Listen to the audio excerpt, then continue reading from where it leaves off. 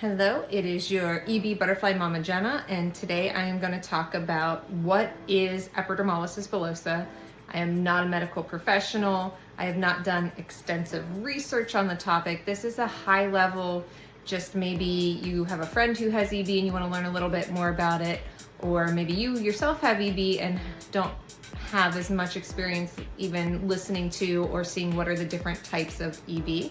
So epidermolysis bullosa, or as you hear me say often, is EB. It's a inherited connective tissue disorder, which is characterized by very fragile skin, which causes blisters and wounds from minor friction or trauma. And there are 4 types of EB. I'm going to share a picture of our different skins and the different types of EB, which is where the disorder is on the skin, is where it is what type of EB it's classified as. Our skin has 3 layers: the outer epidermis, the mid-dermis, and the fatty hypodermis. These layers are held together by the proteins like glue. In EB, the genetic changes weaken the glue, making our skin tear or blister easily. The 4 main types of EB, ranging from mild with blisters mostly on the hands or feet, to severe where blisters can cover the whole body or even affect the mouth or throat. It is estimated 25,000 to 50,000 people in the United States have a form of EB. I think it's interesting to hear how EB is diagnosed, which plays into the statistics of how many people are reported to have it. So there's different ways that you can be diagnosed with EB. You can get a skin biopsy. You can do genetic testing. Sometimes mothers can do a prenatal test, which means, right, it's whenever the baby's still in the mother.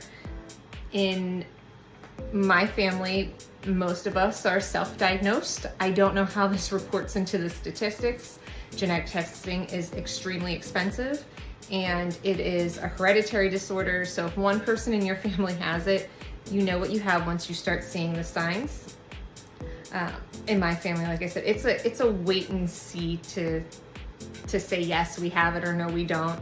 I'm not sure who in my family was the first person to put a name to it, but we typically know if we have EB by the time we start crawling, because we start getting them on our knees. My son got it on his bum because of a 6-hour car ride.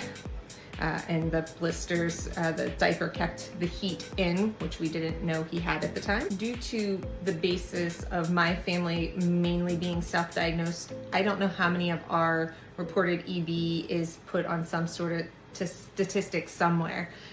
I've told doctors that I have it. Whether or not they send that anywhere, I don't know. The first time that my son was diagnosed, we didn't do genetic testing. The doctor saw his blisters. She's like, okay, yes, this looks like EB. That's what it is. Whenever I went to get the treatment, I say, okay, my son has EB. The doctor then looked at my feet and he's like, oh yeah, you also have it, right? It just makes sense. So whether or not, again, that our statistics go anywhere and get reported into this, 25 to 50,000 people in the US that have it, it's a good question. I do not know the answer. I do know that in my family, I have it. I have 2 cousins that have EB. One of their kiddos has EB. One of my kiddos has EB. My mom has it. My uncle has it. I have a great aunt and a grandma. We all have EB. We all seem to have the same type of symptoms. It's a 50-50 chance of whether or not somebody gets it once you have the gene for the type of EB that we have. There are 4 main types of EB. Junctional EB is one of the most severe forms of EB. Blisters are in the epidermal, dermal junction, which are caused by mutation in the laminin or intergen genes. I don't know what that means. Right, it's the layer of the skin. It's a little bit much deeper than what my form is, and this is a severe form of EB. Unfortunately, a lot of infants aren't able to live with this form of EB.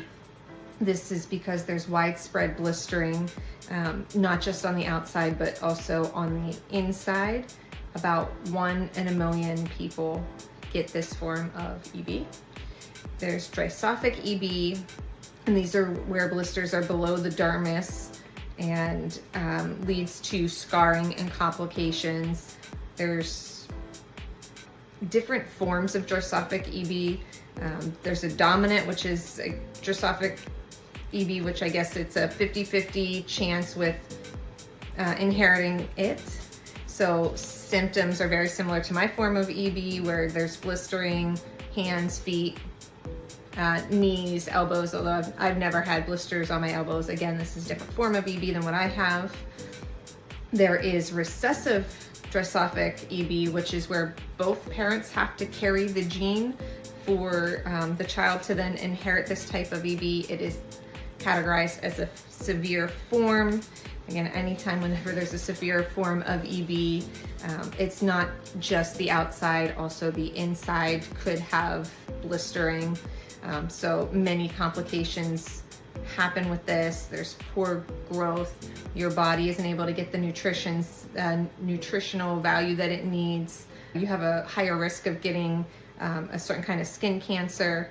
This is the type of EB that whenever I'm on the websites that there are testing and treatments, and they're trying to cure this, and that makes sense to me. This is where, you know, a cure for this could greatly change and improve somebody's life who is really struggling. And I get very excited whenever I can see these types of treatments happening, just because I know that I can pretty much live a normal life, and these patients deserve to be able to have some sort of normalcy just like everybody else.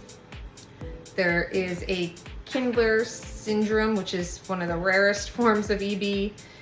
So it's blistering and photosensitivity. I don't know much about that one. The last form of EB is EB simplex, and there's different forms of this one. There's localized, generalized severe, and generalized intermediate. So EB localized, that is what I have. It is considered the mildest form of EB, which I am very fortunate that that's what's running in my family. It tends to be the most common. Blistering typically happens right on your palms, on the soles of your feet. Again, you're walking, you're riding, you might be riding a bicycle. Everything that kind of makes sense where people would get blisters if they did an activity again and again and again, but our activity just has to happen a little bit to get that to get the blisters. EBS, generalized severe, the name, one of the subtypes, obviously it is severe. Blistering happens across the entire body. They tend to be grouped. This one also has internal blisters that can happen. That is not the case with the EBS localized. And then the other form of EB is EBS, generalized intermediate. So this is also another widespread blisters, but it is not as severe as the generalized severe EB. There doesn't tend to be internal blistering, but it can happen everywhere. So as I mentioned, the scientific community tends to focus on the severe cases of EB. So the drosophilic EB, junctional EB.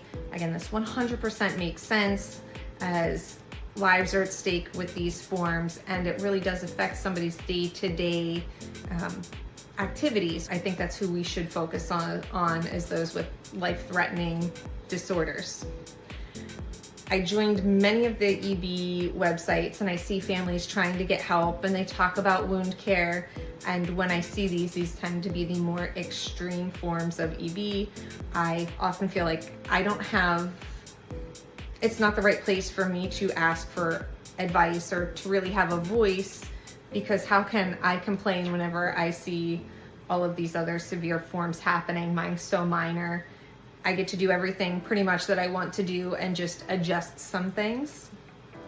So I am putting this out here for maybe some of you who also have EBS localized,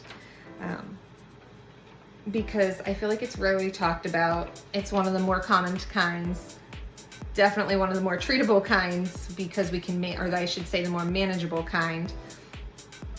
And I really am hoping that just talking about this might help some other family, a child, another, adult feel heard.